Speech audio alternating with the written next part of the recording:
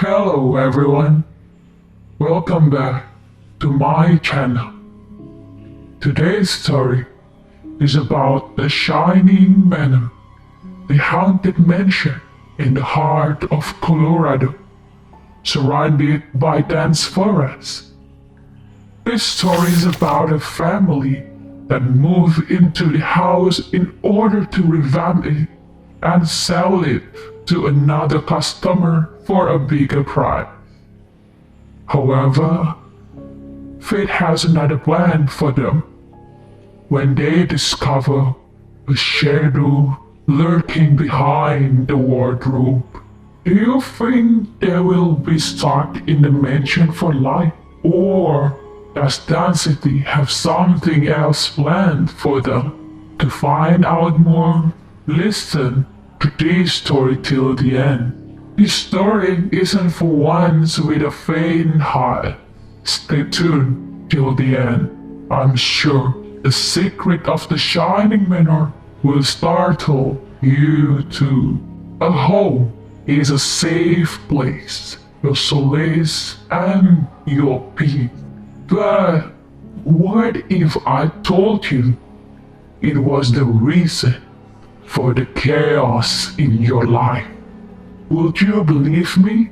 Well, you wouldn't unless it happens to you. The Shining Manor, the mansions that remains locked today, but still in the mind of those troubled deeply by the monsters that are sealed inside the house. The Shining Manor used to be the home to the Clifton family.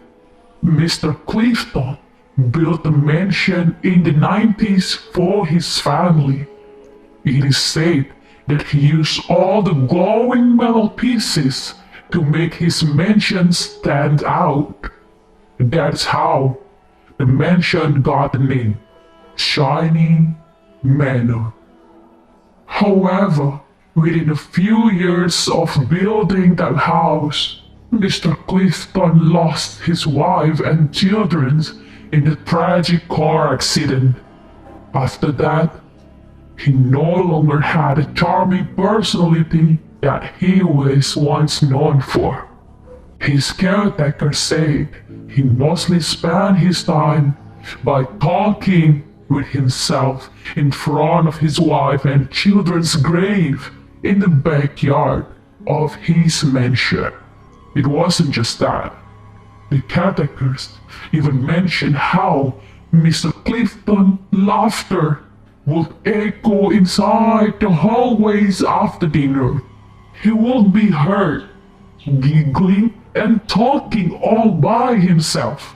It went on for a month until Mr. Clifton gave up his life by hanging himself on the staircase to his bedroom.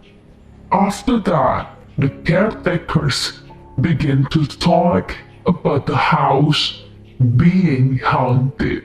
Many people bought the property, but each of them sold it within months, expressing the house had an evil aura unknown to the secret of that house, since the laws in the city permitted sellers to sell the house without disclosing any information about the death. Andrew Booker's, his wife Samantha Booker, and their son Timothy Booker, also called Tim, moved into this house. The architecture of the house looked breathtaking. It had a shining metal roof that had been covered in rust partially and in severe need of cleaning. The long tower was decorated with metal wires. The Shining Manor was one of the biggest projects for Andrew and Samantha, who were busy real estate agents. They would buy property, flip it, and sell it at more prominent price. They had put every dime in that house in order to flip it into something extraordinary. It was during 11-year-old Tim's spring break that the family moved there.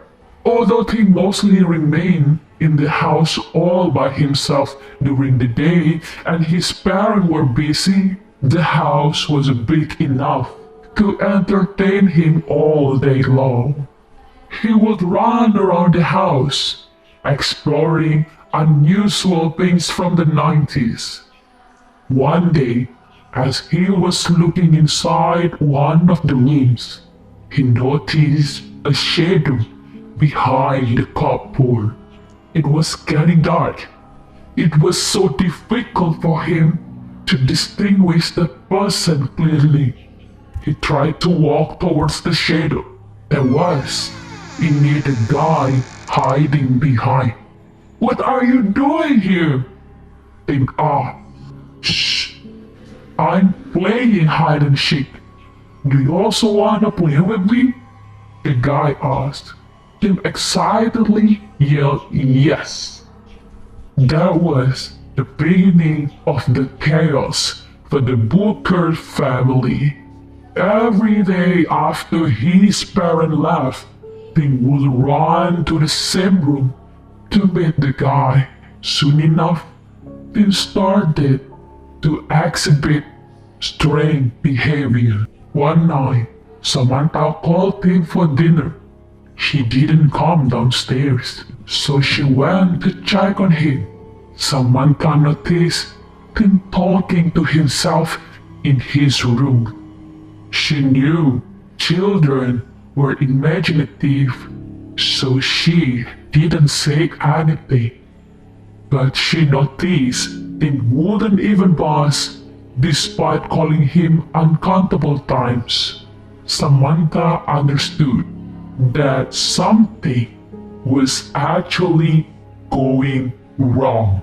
So she walked inside the room and began to nudge him.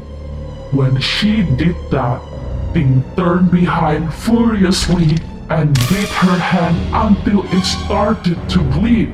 Then Tim looked at his mother in the eye, licked the blood oozing out of her hand with a wide grin on his face. Samantha was shaken.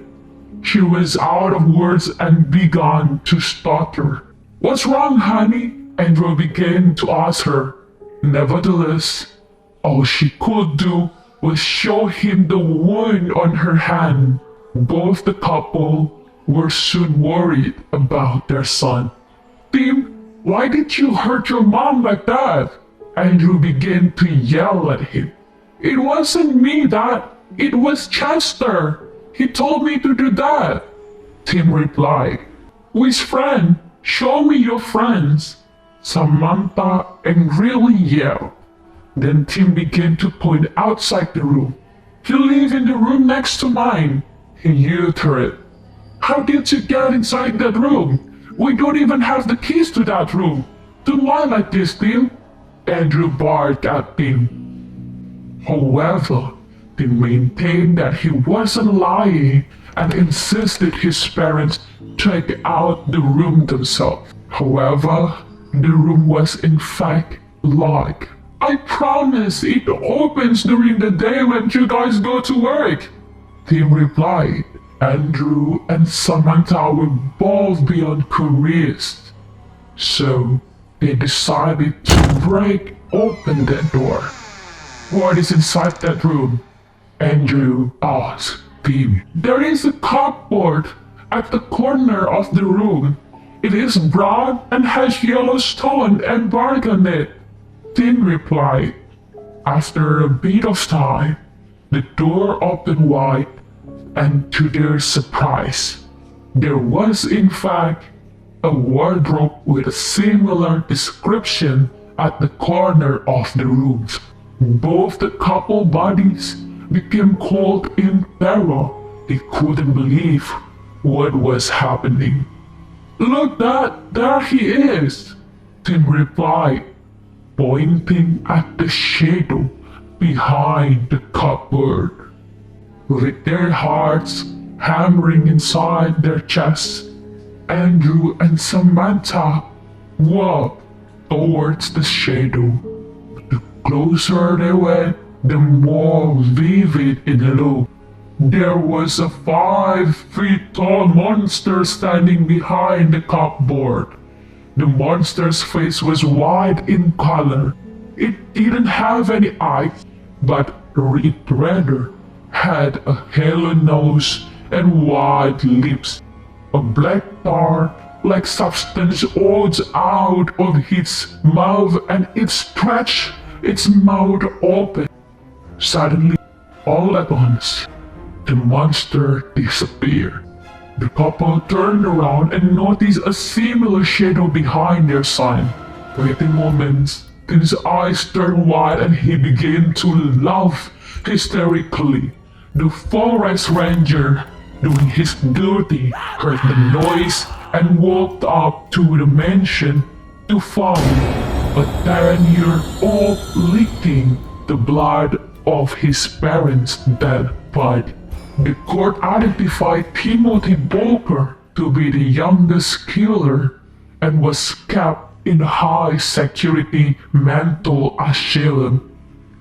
This was all for today, but in case you were wondering what happened to Timothy after that, well, no one knows about him.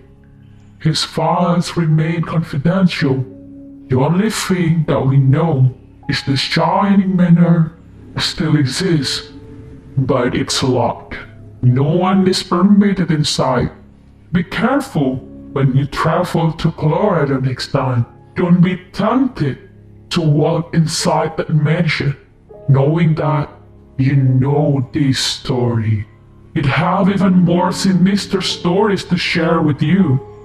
So, don't forget to subscribe to my channel. Bye, and see you in my next video.